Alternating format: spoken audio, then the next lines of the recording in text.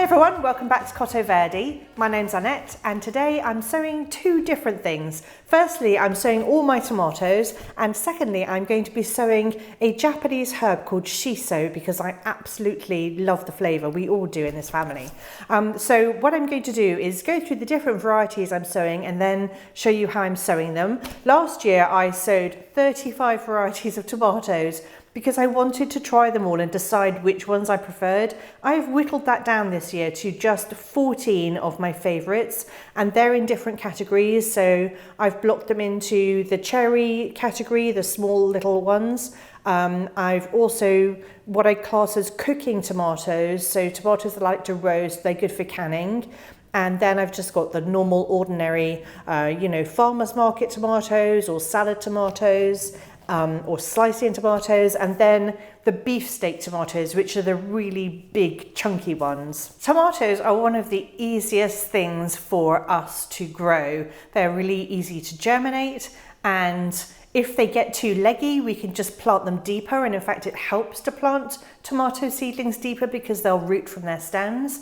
The only trouble that we could have with tomatoes is that they are quite susceptible to something called blight, which is a fungal disease that will just decimate your tomato plants.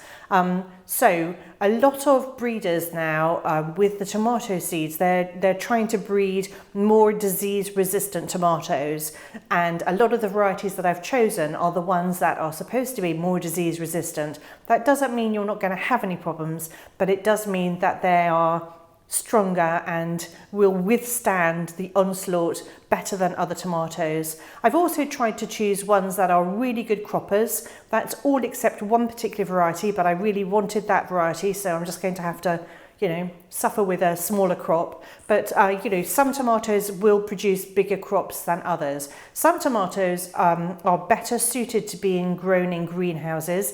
I don't have a greenhouse, so if you don't have a greenhouse and you'd like to grow tomatoes, then maybe some of these varieties will suit you also. So I'm going to go through the different varieties that I'm sowing today and just tell you a little bit about them. I'll put the name and a picture up on the screen here. So the first cherry I'm sowing is called Sweet Million, and this one is an early fruiting, really dependable tomato.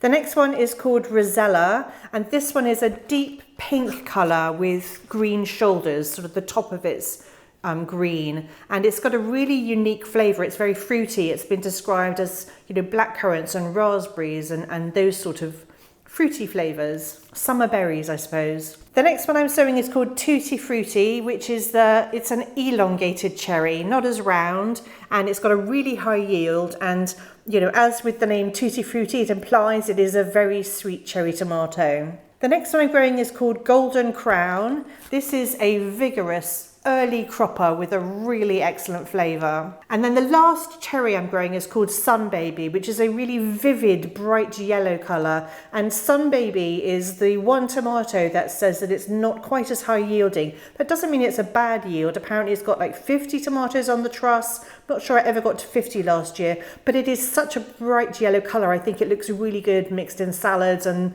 all sorts of other dishes. So I really wanted the bright yellow colour. Then we're moving on to the canning, or what I call cooking varieties. Obviously we can just eat these fresh as with any other tomato, but they're particularly good because they're quite fleshy, and so they're very good for canning and cooking. I like to roast my tomatoes. I think it really imparts a really intense flavour. The first one I'm growing is called San Manzano 2, and this is a very popular, well-known variety for canning. And the second one I'm growing is called Roma, and this one's particularly good for growing outdoors. So if you don't have a greenhouse, then Roma is a good tomato if you want a cooking tomato, and it should fruit in August if it's grown outside. Then we're moving on to your ordinary slicing or salad tomato, which is just a medium-sized tomato, ever popular. I am growing 5 different varieties. So the first one is called Mountain Fresh Plus. This is a bush variety or determinate variety, which means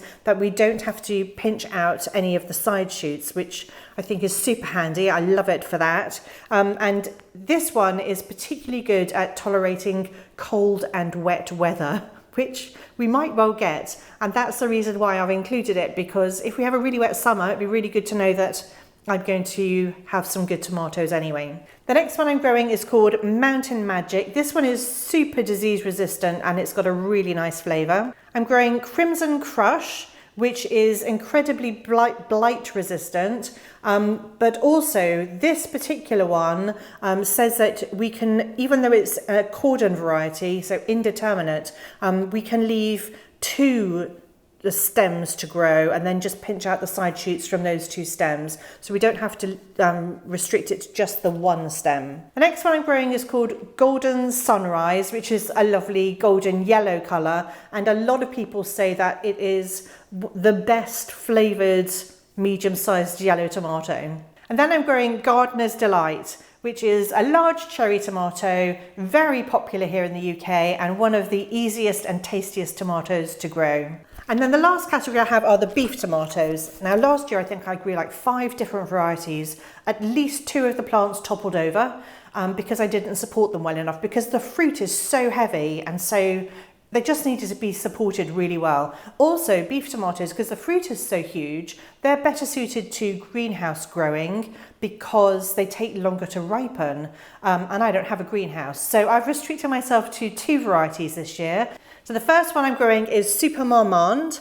This is your classic heritage French variety of beef tomato. It's got lovely firm flesh, very few seeds. It's beautifully ribbed and large. And then the second one I'm growing is a lovely old Italian variety. So I've chosen 1 French, 1 Italian, and this one is called Costoluto Fiorentino, or Costoluto Fiorentino. I have a terrible Italian accent, but it was worth a try. So this one's really juicy and it's going to crop really reliably here in the UK, which is important for a beef tomato. It's got a wonderful flavour and it's got these sort of slightly flattened shape to the ribbed fruit. I'm using these 6 cell trays and I'm going to sow 3 seeds into each cell from each variety. So I'll sow a total of 6 seeds into each cell and then I'm going to cover them with vermiculite. I will bottom water them and then I'm going to put them on my heat mats and I'll put a domed lid on them in order to keep the moisture in. I will sprinkle some vermiculite on top as well. So most tomatoes will take between 7 and 21 days to germinate and they do like a nice warm temperature, so between 18 and 21 degrees. As soon as they germinate, I'm going to take the lids off them and then leave them to grow on, and I will thin them out to just 1 plant per cell, so just 2 of each variety. As soon as they've got 2 sets of leaves, I will repot them into 9cm containers and I'm going to grow them on indoors under lights until all danger of frost has passed. In fact, probably until it warms up considerably. I do tend to, once the plants are big enough, take my plants outside during the day, especially if it's a lovely sunny day, just because I think it's very good for them to get used to being outside. I may even pot them up into larger containers if I feel it's necessary, but hopefully the weather will warm up really quickly and I can get them into the garden. It is really important to stake the tomatoes, which is why we pot them on, because we'll probably need to put a small stake into each pot to hold the tomato plants up whilst they're growing. If you want to see how my tomato plants do, then do subscribe to my channel, because I'll be giving regular updates on germination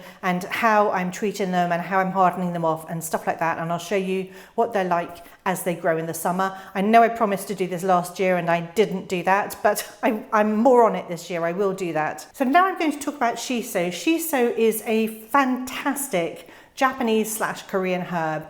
In Korea, I believe they call it Perilla, which is the botanical name, but I also think that the plant is slightly different. I like the Shiso, which you come across quite a lot in Japanese cooking. It is really hard to describe the flavour, but it's part of the mint family, so it's definitely got mint in it, some anise licoricey flavours. It tastes a little bit like cumin also. If you've ever come across Shiso, you're going to either love it or hate it. I absolutely love it. I think it really adds something to a dish. I don't put it in everything, but it's really nice to be able to grow it and have some available for summer salads. I think that it's just such an excellent and differently flavoured herb. I'm growing 3 different varieties. I'm growing the green Shiso, which is commonly included in Japanese cooking. It's just called green shiso, and this is the one that you would have come across maybe in a Japanese restaurant, because it's used in like fresh spring rolls and things like that. And then I'm growing the red shiso. This seems to be used less in cooking, but I believe there's a refreshing summer drink that's made from the red shiso leaves. And then I'm growing the bicolor shiso just because I saw that on the website also, and I just want to see what it tastes like and what it looks like. I think it'll be pretty. The leaves, the shiso leaves, are very pretty. They're kind of almost heart-shaped, and they're quite big. They're not like a small mint leaf. They're much bigger than that. And I do think it's quite an attractive plant. It looks a little bit like a coleus, but maybe just a plain coleus. So I think it's pretty in the garden anyway, even if you don't want to eat it. Now, all my seed packets are quite old, so I am going to sow quite heavily. I also have some of my own saved seeds from 2020. I don't know what the germination rate is going to be like on this. I haven't tested it, but I'm just going to chuck some seeds in and see what happens. If I don't have anything germinate and it's a complete fail this year, I'm just going to buy new seed packets next year. But I think it's worth a try because I have the seeds and I want to try growing this again. They're really easy to sow. I'm going to sow them onto the surface of my compost. I'm then going to cover them with a layer of vermiculite. You could cover them with soil, and then my seed packets say to cover with newspaper, but I think in the past what I've done is covered them with an upturned tray to provide the darkness that they need. They do need heat to germinate, so I'm going to put them on my heat mats, and I think they need about 22 degrees. I will keep you updated, so if you want to see how my shiso is doing, then do subscribe to my channel, because I will be giving you regular updates on everything that is germinating and how all my seedlings are doing. Once I've sown the seeds, I will bottle water my trays as usual, and then, as I said, I'm going to take them through to my grow room where I'm going to put them on the heat mats. Just a quick little seedling update for those who are interested. These are my Aquilegia seeds, so they're the ones that I saved from the really sweet purple and white striped Aquilegia. And I've got some fairly decent germination on there, and in fact I can see that there are still a few that are just cracking open now, so I'm quite excited to see what I produce. These are my yarrow. It's a little bit hard to see, but I have got germination in almost every cell. There's a little seedling there, there are a couple there, one there. So the yarrow is doing quite well. I've still got those on the heat mats with the dome on just until they germinate a bit more. I've had really good germination on my Rudbeckia. Again, it's quite hard to see, isn't it? There we go. Let's focus that. So the Rudbeckia is doing really well. I've had germination in pretty much every cell, so they are off the heat mat and they're just under the lights here. I should turn the lights off, sorry, it's flashing. So this is Rudbeckia Sahara, and again I've got pretty good germination on those. So I'm leaving this one on the heat mat just until I get a little bit more germination. I want germination in each cell. The Echinacea is just starting to pop. So I've got one here, there, one there. Actually, they need a bit of water. And I've got one white swan here. I'm going to water this one too, it feels a little bit light. And this is my foxtail barley. And, oh, it's really hard to see. But I've got, there we are, so I've got one there, one there. So the foxtail barley is just coming up. I've got a couple over here as well. These are the only vegetables I'm growing this year. Last year I grew aubergines and they were a complete fail. Maybe I didn't look after them well enough, but I think from 6 plants I got 6 aubergines. It's just not worth the space in the garden for me. So until I have a veg patch, these are the only ones I'm going to grow. I will plant my tomatoes in my flower beds just like I did last year, and we'll just have to see how that goes. But I really want to have tomatoes. The Shiso, of course, is also going to go in the flower beds, and I think it'll look really pretty. Anyway, I really hope you've enjoyed watching this video. If you have, do give it a like because it really does help me. Thank you to everyone who has subscribed and liked my videos and comments on my videos. I really do appreciate it. I love chatting with everybody, so I will always get back to you if you've commented on my videos, even though it may take me a day or two. But I appreciate every single one of you, and I'm so happy to have you here along for the journey, and thank you so much. Thank you for watching. I'll see you all next time.